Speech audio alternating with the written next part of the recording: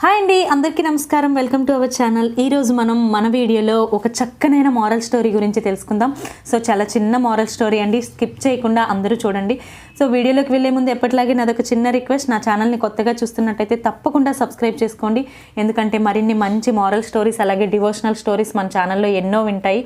So ఇక వీడియోలోకి వెళ్ళిపోదాం. ఈరోజు వీడియో స్వేచ్ఛ అంటే ఏంటి, స్వేచ్ఛ అంటే ఏంటి అనేది ఒక చిన్న కథ ద్వారా తెలుసుకుందాం. సమయం రాత్రి 10 గంటలైంది. ఇంటికి ఆలస్యంగా వచ్చిన కొడుకుని చదువు మీద ధ్యాస పెట్టమని, ఇలాంటివి మానుకోమని తల్లిదండ్రులు మందలించారు. చిన్నప్పటి నుంచి చూస్తున్నాను, నాకు మీరు అస్సలు స్వేచ్ఛ ఇవ్వడం లేదు. ఎంతసేపు చదువు చదువు అని నా ప్రాణం తోడేస్తున్నారు.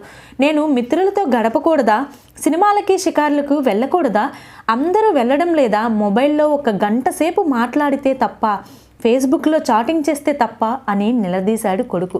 సరే, నీకు కావలసినంత స్వేచ్ఛ ఇస్తాను, ఒక్కసారి నా మాట వింటావా అని అంటాడు. వెంటనే ఆ కొడుకు సరే అని తలూపుతాడు. తండ్రి, వచ్చే శుక్రవారం మనం ఒకసారి మన సొంతూరికి వెళ్దాం, అక్కడ 2 రోజులు ఉందాం, తిరిగి వచ్చిన తరువాత నీ ఇష్టం అని తండ్రి బదులిచ్చాడు. కొడుకు సరే అన్నాడు. అనుకున్నట్టుగానే సొంతూరుకి బయలుదేరారు. తండ్రి కొడుకుతో కలిసి వారి మామిడి తోటకు తీసుకువెళ్ళి, నేను ఇక్కడే కూర్చుంటాను, ఈ తోటలో నువ్వు 1 గంట సేపు తిరిగిరా అని బదులిచ్చాడు. కొడుకు తిరిగి సమాధానం ఇవ్వకుండా వెంటనే ఆ తోట మొత్తం తిరగడానికి వెళ్ళాడు. 1 గంట సేపు తిరిగి వచ్చాడు. తిరిగి వచ్చిన తర్వాత, నాన్నగారు, నేను తోటని మొత్తం చూశాను, పదండి ఇంకెక్కడికైనా వెళ్దామంటాడు. వెంటనే నాన్నగారు, ఆగాగు, తోటలో నువ్వు ఏం చూశావు అని ప్రశ్నించాడు తండ్రి. అన్ని చెట్లు పెద్దగానే బాగానే ఉన్నాయి, కానీ ఒక చెట్టు మాత్రం పొట్టిగా పురుగులు పట్టి కాయలు లేకుండా ఉంది, ఆరోగ్యంగా లేదు. మిగిలిన అన్ని చెట్లు బాగున్నాయి, దీనికి కారణం ఏమిటి అని అడిగాడు ఆ కొడుకు. దానికి తండ్రి, మామిడి చెట్టు పెంచేటప్పుడు కొంత ఎత్తు పెరిగిన తర్వాత అవసరం లేని కొమ్మలను, కిందకు వేలాడే కొమ్మలను కత్తిరిస్తారు, లేదంటే ఈ వేలాడే కొమ్మలకు సూర్యరశ్మి తగలక పెరుగుదల ఆగిపోయే అవకాశం ఉంది. అంతేకాకుండా పురుగులు చేరే అవకాశం కూడా చాలా ఎక్కువ. అన్ని చెట్లకి కొమ్మలను కత్తిరించాము, అందుకే అన్నీ ఆరోగ్యంగా ఉన్నాయి. కానీ ఆ చెట్టుకి కత్తిరించలేదు, ఎందుకంటే మేము మొట్టమొదటిగా నాటిన చెట్టు కదా అని దాన్ని స్వేచ్ఛగా పెరగనిద్దాము అని వదిలేశాము అని చెప్పాడు ఆ తండ్రి. కొడుకుకి విషయం అర్థమైంది. అనవసరంగా పెరిగే కొమ్మలు ఎలాగైతే వృక్షాన్ని నాశనం చేస్తాయో, అదేవిధంగా చదువుకునే వయసులో చేసే అనవసరమైన పనులు విద్యార్థుల జీవితాన్ని నాశనం చేస్తాయి.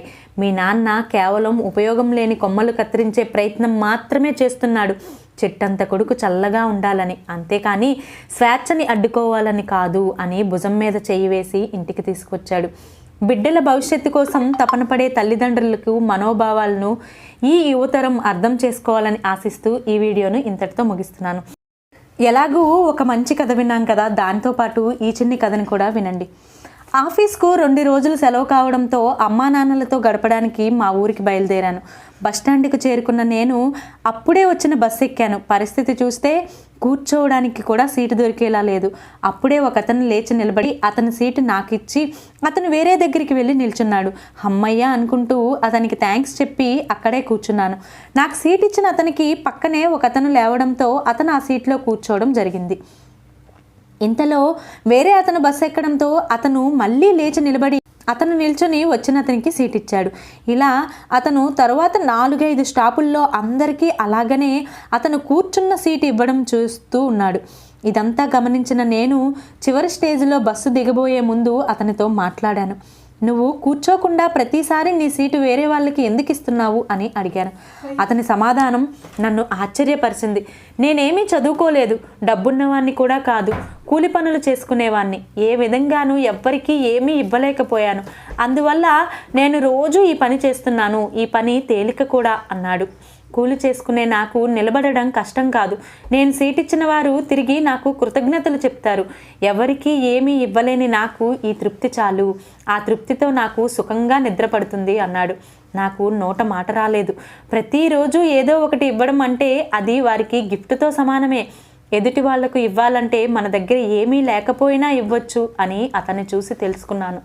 మనం ధనవంతులం, స్థితిమంతులం అయితేనే ఒకరికి ఇవ్వగలం అనుకోవడం చాలా తప్పు. ఇచ్చే మనసున్న ఎవరైనా ధనవంతుడే అని అతన్ని చూశాకే తెలుసుకున్నాను. అలా ఒకరికి ఇవ్వడంలో గల సంతృప్తి మరెందులోనూ రాదని అర్థమైంది.